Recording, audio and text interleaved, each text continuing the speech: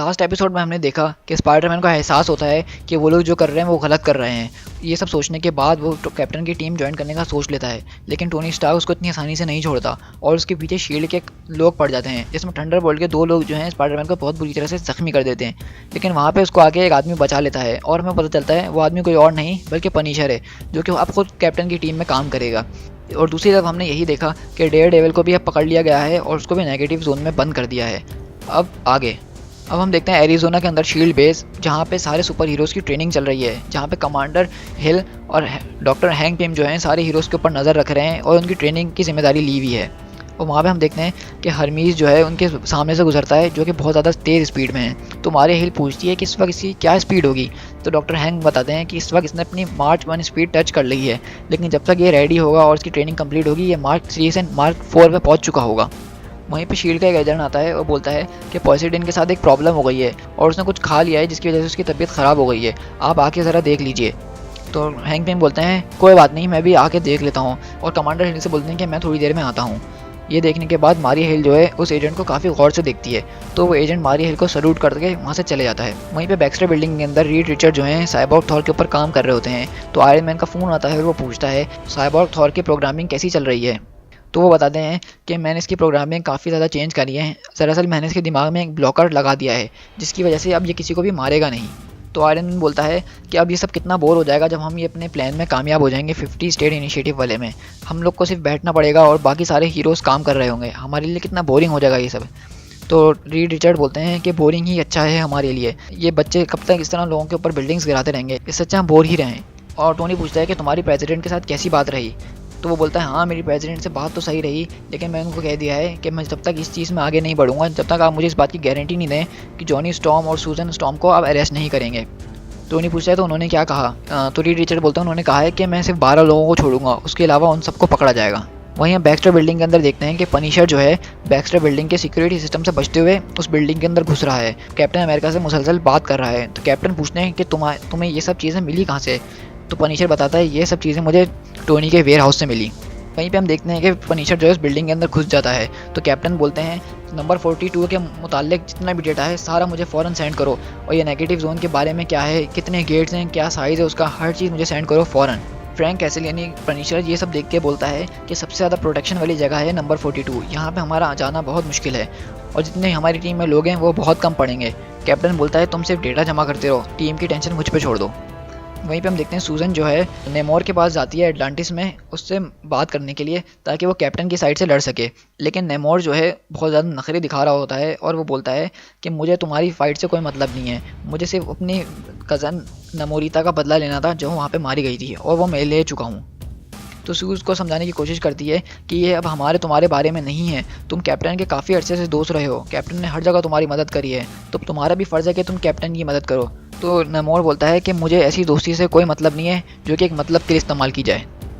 वहीं पे हम देखते हैं कि सीक्रेट एवेंजर्स जो हैं रेडी हो रहे होते हैं अपने आखिरी मिशन के लिए, यानी बैक्स्टर बिल्डिंग के अंदर घुस के नंबर 42 यानी नेगेटिव जोन में घुस के अपने दोस्तों को छुड़वाने के लिए। तो कैप्टन पूछने अपनी टीम के बारे में हमारे पास क्या क्या है फैल्कन से, तो फैल्कन बताता है कि नेमोर ने साफ मना कर दिया है, वुल्वरीन अपने घर में अपने बच्चों के साथ बंद है यानी कि एक्समैन के साथ बंद है, डॉक्टर स्ट्रेंज जो है हमारी रीच से बहुत दूर हैं यानी हम उन तक पहुँच नहीं सकते हैं, और वो बताता है कि ब्लैक पैंथर और स्टॉर्म ने बोला है कि बिल फॉस्टर की मौत से उनको बहुत दुख है, तो इसमें वो हमारे साथ होंगे। वहीं पे लूक केज स्पाइडरमैन से पूछता है कि तुम्हें कैसा लग रहा है, अब तुम ठीक हो। स्पाइडरमैन बोलता है हाँ मैं पहले से बहुत ज़्यादा ठीक हूँ, और अपने पुराने कॉस्ट्यूम में आके एक नया जोश और जज्बा नज़र आ रहा है। वहीं पे हम देखते हैं फैल्कन जो है उस बिल्डिंग के ब्लूप्रिंट्स देख रहा होता है और सबको बता रहा होता है कि हमें क्या क्या पोजीशंस लेनी होंगी उस अंदर घुसने के लिए। तो ये सब प्लानिंग चल रही होती है, तो कैप्टन अमेरिका बोलते हैं स्पाइडरमैन से कि पिछले दिनों तुम्हारे ऊपर बहुत भारी टाइम गुजरा है, अगर तुम चाहो तो इस जंग में नहीं आना, हमें बुरा नहीं लगेगा। स्पाइडरमैन बोलता है ये आप कैसी बातें कर रहे हैं, मैं अब तक सब कुछ गलत करते हुए आया हूँ और अब जब मुझे सही करने का मौका मिला है तो मैं कैसे पीछे हट सकता हूँ। वहीं पर डायमंड बैग जो है 2 सुपर विलन्स को लेकर आती है जिनका नाम गोल्डबग और प्लंडर होता है, और वो बोलती है कि ये लोग हमारी मदद करना चाहते हैं। तो उनमें से एक बोलता है कि इस रजिस्टर्ड एक्ट से सिर्फ सुपर हीरोज़ को ही मसला नहीं है बल्कि हम सुपर विलन्स को भी मसला है, इसलिए हम चाहते हैं कि हम आपकी तरफ से लड़ें और ये बिल्कुल फेयर होगा क्योंकि टोनी स्टार्क ने भी सुपर विलन्स की मदद लेना शुरू कर दी है, तो आप चाहें तो हमारी मदद ले सकते हैं और हम आपकी मदद करने के लिए तैयार हैं। इतने में वो बोल ही रहे होते हैं कि पनिशर जो है उनको गोलियों से धो देता है। ये देख के कैप्टन अमेरिका को बहुत गुस्सा आता है और वो पनिशर को मारने लग जाते हैं और बोलते हैं तुम बिल्कुल पागल हो, तुमने इन सबको क्यों मारा। वो बोलता है ये लोग बुरे लोग थे, ये चोर हैं, ये गुंडे हैं।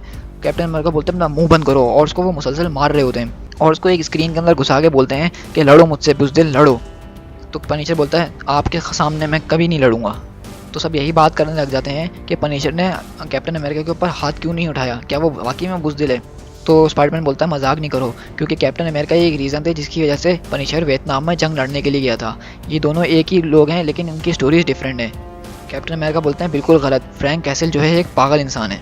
दूसरी तरफ हम देखते हैं डॉक्टर स्ट्रेंज जो है नॉर्थ पोल के ऊपर बैठ के मेडिटेशन कर रहे होते हैं। तो उनके सामने जो है वॉचर आते हैं और पूछते हैं कि तुमने कब से खाना नहीं खाया है। तो डॉक्टर स्ट्रेंज बताते हैं कि जब से सिविल वॉर शुरू हुई है, जब से मैंने सिर्फ थोड़ा सा पानी पिया था और कुछ नहीं। तो वॉचर बोलते हैं कि तुम यहाँ बैठ के ये मेडिटेशन क्यों कर रहे हो, तुम चाहो तो अपने एक गेस्चर, अपने एक विस्पर से सब कुछ ख़त्म कर सकते हो, तुम सॉर्सरर सुप्रीम हो, तुम कुछ भी कर सकते हो। डॉक्टर स्ट्रेंज बोलते हैं हाँ बिल्कुल मैं कर सकता हूँ, लेकिन यहाँ पे बात सही और गलत की नहीं है, यहाँ पे बात है नज़रिए की कि कौन क्या सोचता है, और मैं किसी के नज़रिए को नहीं बदल सकता हूँ। ये एक एवोल्यूशन है सुपर ह्यूमन रोल के अंदर, जिसके अंदर मैं अगर इंटरफेयर करूँगा तो आगे जाके कुछ गलत हो सकता है, इसलिए मैं ये जंग उन्हीं के ऊपर छोड़ दूँगा। तो वॉचर बोलता है हाँ इस बारे में मुझसे ज़्यादा कौन जानता होगा कि क्या सही है और क्या गलत है, लेकिन मुझे ये बताओ अगर तुम किसी की भी साइड नहीं हो तो तुम ये मेडिटेशन और ये रोज़ा किसके लिए रखे हुए हो। तो बोलता है मैं इसके लिए ये मेडिटेशन कर रहा हूँ ताकि सिर्फ वही जीते जो कि इस इंसानियत के लिए अच्छा है और आज रात कम से कम खून बहे। वहीं हम देखते हैं रायकार आइलैंड के अंदर 42 प्रिजन। वहाँ पे अचानक हम देखते हैं कि वहाँ के जो गार्ड्स होते हैं एकदम गिर जाते हैं और वहाँ पे हम देखते हैं कैप्टन अमेरिका की पूरी टीम वहाँ पे आ चुकी होती है और स्यूजन ने उन सबको इनविजिबल किया हुआ था, लेकिन कैप्टन बोलते हैं कि तुम अब हमें विजिबल कर दो, अब यहाँ पे और कोई ख़तरा नहीं है। वहीं पे फैल्कन और कैप्टन अमेरिका ब्लैक पैंथर का थैंक्स करते हैं और बोलते हैं कि तुम्हारा शुक्रिया कि तुम हमारे बीच आए और हमारी मदद कर रहे हो। तो ब्लैक पैंथर बोलता है नहीं गलती मेरी ही थी, अगर मैं पहले ही आ जाता तो आज ये सब नहीं होता और हमारा दोस्त बिल फॉस्टर जिंदा होता। तो कैप्टन अमेरिका स्पाइडरमैन की तरफ देखते हैं और पूछते हैं कि व्हाट्स रॉन्ग। तो स्पाइडरमैन बताता है कि मेरा स्पाइडी सेंस जो है बहुत ज़ोर से टिंगल कर रहा है, मतलब यहाँ कोई बहुत बड़ी मुसीबत है।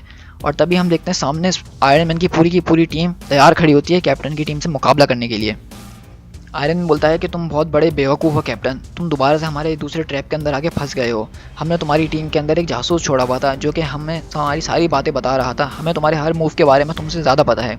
कैप्टन बोलता है अगर तुम टाइगरा की बात कर रहे हो तो उसके बारे में मुझे बहुत पहले से ही पता है। तो कैप्टन बोलता है कि सिर्फ तुम ही नहीं हो जिसने हमारी टीम में स्पाई छोड़ा हुआ था। तो आयरन मैन बोलता है ये इम्पॉसिबल है, क्योंकि टाइगरा के बारे में मैं, हैंक और रीड जानते थे और कोई नहीं जानता था। वहीं पे हैंक अपना मार्क्स उतारता है और बोलता है कि मुझे माफ़ करना टोनी। आयरन मैन बोलता है हैंक तुम ये क्या कर रहे हो, तुम क्या बोल रहे हो, मुझे कुछ समझ में नहीं आ रहा। वहीं पे हम देखते हैं कि हैंक पिम जो है वो हैंक पिम नहीं होता बल्कि हल्कलिंग होता है, जो कि हैंक पिम की जगह लेके आ गया होता है। एरिज़ोना में हमने उस दिन देखा था कि वहाँ पे शील्ड का कोई एजेंट आता है हैंक से मिलने के लिए, तो वो दरअसल हल्कलिंग ही होता है और अब तक हल्कलिंग जो है हैंक पिम की जगह में घूम रहा है और हैंक पिम को उसने बेहोश कर दिया है।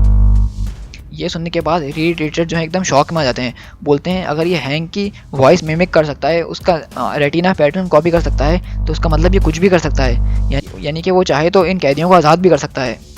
और हल्कलिंग ऐसा ही करता है, जितने भी लोग उस प्रिजन के अंदर होते हैं उन सबको आज़ाद करवा देता है। और इस तरह से हम देखते हैं कि आयरन मैन की टीम और कैप्टन अमेरिका की टीम दोनों बराबर की हो जाती हैं और अब वो दोनों बिल्कुल आमने सामने खड़े हैं। कैप्टन अमेरिका बोलते हैं कि अब तुम अपनी आंखें बंद कर लो वरना तुम्हें बहुत ज़्यादा तकलीफ होगी।